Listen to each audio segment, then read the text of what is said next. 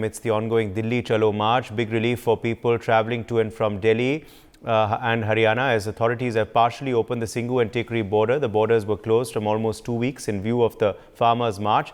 As per reports, one lane of the service lane at the Singhu border and one lane at the Tikri border are being opened to allow movement of vehicles. As of today, the Delhi Chalo March has been paused till the 29th of February. Meanwhile, internet services are restored in all 7 districts of Haryana.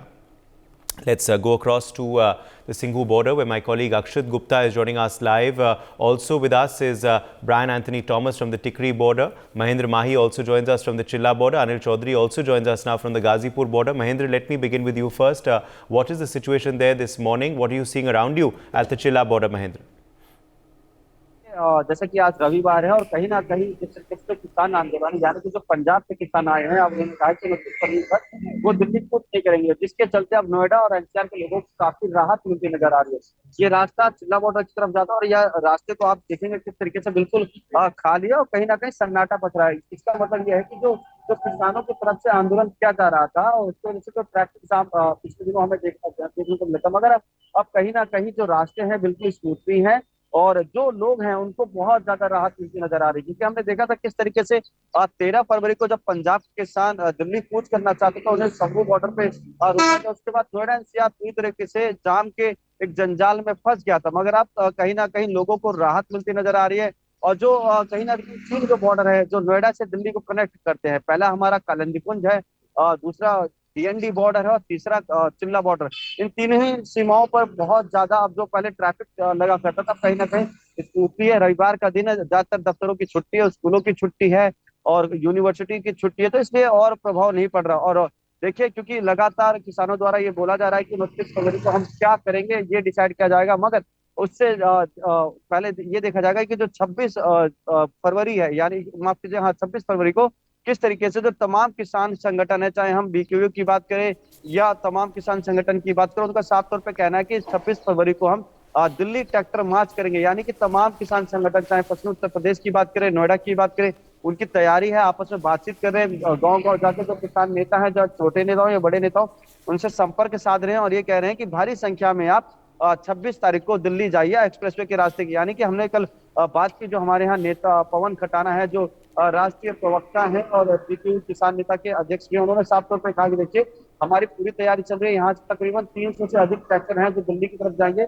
Yamuna expressway के रास्ते से दिल्ली कूच करेंगे। तो कहीं ना कहीं जब ये फैसला लिया गया है तो जो नोएडा की पुलिस है उनको बहुत ज्यादा चिंता सता रही है कि आखिर जब इतनी भारी संख्या में जब ट्रैक्टर सड़कों पर उतरेंगे तो कहीं ना कहीं आम जनता बहुत ज्यादा परेशान होगी, ट्रैफिक बहुत ज्यादा डाइवर्ट करना पड़ेगा, ट्रैफिक बहुत ज्यादा जाम हो जाएगा। तो जिसके लेकर जो पुलिस की बातचीत लगातार किसानों से चल रही है, उनका कहना है कि आप दिल्ली मत जाइए, आसपास के कहीं जो यमुना एक्सप्रेसवे उसके नीचे सर्विस रोड से आप अपना ट्रैक्टर रख दीजिए, मतलब चलाने की कोशिश मत कीजिए, क्योंकि 26 तारीख को एक बहुत बड़ा ट्रैक्टर मार्च निकाला जाएगा पूरे देश में और इस वक्त उत्तर या पश्चिम उत्तर प्रदेश में इसका प्रभाव पड़ने वाला है। जब ऐसा ट्रैक्टर आंदोलन मार्च निकाला जाता है तो नोएडा एनसीआर के जितने तमाम बॉर्डर है वो बहुत ज्यादा जाम देखने को मिलता है। हमने देखा पिछली बार किस तरीके से जब जो किसानों द्वारा ट्रैक्टर निकाला गया तो किस तरीके से नोएडा कालिंदीकुंज पे या नोएडा दिल्ली बॉर्डर पे बहुत ज्यादा जाम लग गया, तकरीबन 2-2 घंटे लोग सड़कों पर फंसे रहे थे, अपने घर जाने का इंतजार कर रहे थे, कुछ लोग दफ्तर जा रहे थे। तो कहीं ना कहीं किसान आंदोलन की वजह से जो आम लोग हैं वो बहुत ज्यादा परेशान नजर आ रहे थे। जी बिल्कुल। मैं अक्षत के पास भी चलता हूं। अक्षत, वहां इस वक्त स्थिति क्या है आज? Tell us more about the Singhu border situation today. Reportedly some lanes are being opened in certain border areas. Well, yes, you said it rightly, because the security here at the Singhu border has also been loosened up. Well, when we talk about the lane which is being opened, then of course you can see here, this is the lane which is being opened right now, and you can see you know how the people also are moving here and they are now crossing the border. And if we just show you across there also, then you can see a tractor now of course making efforts to remove these cemented blocks so that this one lane can be opened fully, and commuters who are passing by from this area can actually, pass smoothly, because it's a big relief for the commuters, because we have seen in the past few days, of course, for the 2 weeks, that how the closing of borders has actually led to a traffic menace. So of course this comes as a big relief for the commuters, and there we can see still the security, of course, is deployed here. The RAF, Rapid Action Force, on the ground, keeping a vigil, because still there is a possibility that farmers after February 29 might start their march. So to thwart any kind of movement by the farmers, the security has been put in place. And what we are also learning is that meanwhile farmers have vowed to stay put at the Shambu and Khannori borders, saying that they are organizing various events, and the Sanyukt Kisan Morcha and Kisan Mazdoor Morcha are holding different meets also to decide the further course of action after February 29th. Absolutely. Anil Chaudhary, in fact, is also live with us now from Ghazipur. Anil, what is the situation in Ghazipur this morning? Is traffic still getting disrupted? Are efforts being made now to clear some of those blockades that had been put up by the police in anticipation of the farmers?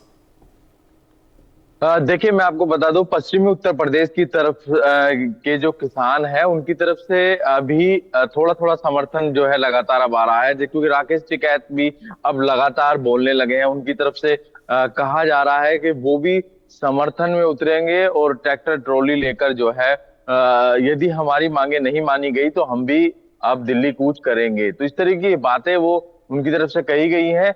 बात की जाए गाजीपुर सुरक्षा की लेकर, क्योंकि joint CP से मेरी बात हुई तो उनका कहना है कि हम पहले से और ज्यादा स्ट्रॉन्ग इस बार हैं, और पुलिसकर्मी जो है पहले से ज्यादा हमने तैनात किए हैं, क्योंकि 1 साल से ज्यादा जो है धरना प्रदर्शन यहाँ पर चला था, जिसको लेकर इस बार नहीं चाहते हैं कुछ भी इस बार फिर से एक बार फिर हंगामा देखा जाए, क्योंकि दिल्ली के अंदर किसी भी तरीके से एंट्री नहीं दी जाएगी।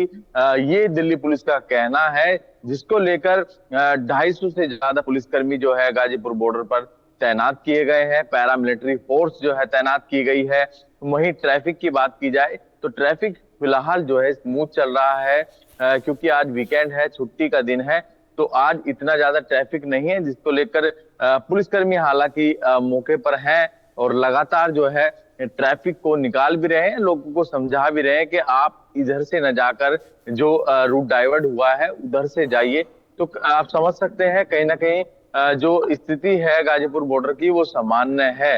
ऐसे में धारा 144 भी गाजीपुर बॉर्डर पर लगाई गई है, और ये भी कहा गया है कि कोई भी व्यक्ति यहाँ पर 4 लोगों से ज्यादा खड़े नहीं हो सकते हैं। इस तरीके की बातें कही हैं, और साथ ही कई बोर्ड जो है आसपास में लगा दिए गए हैं कि यहाँ पर धारा 144 है, यहाँ पर कोई भी धरना प्रदर्शन अलाउ नहीं है।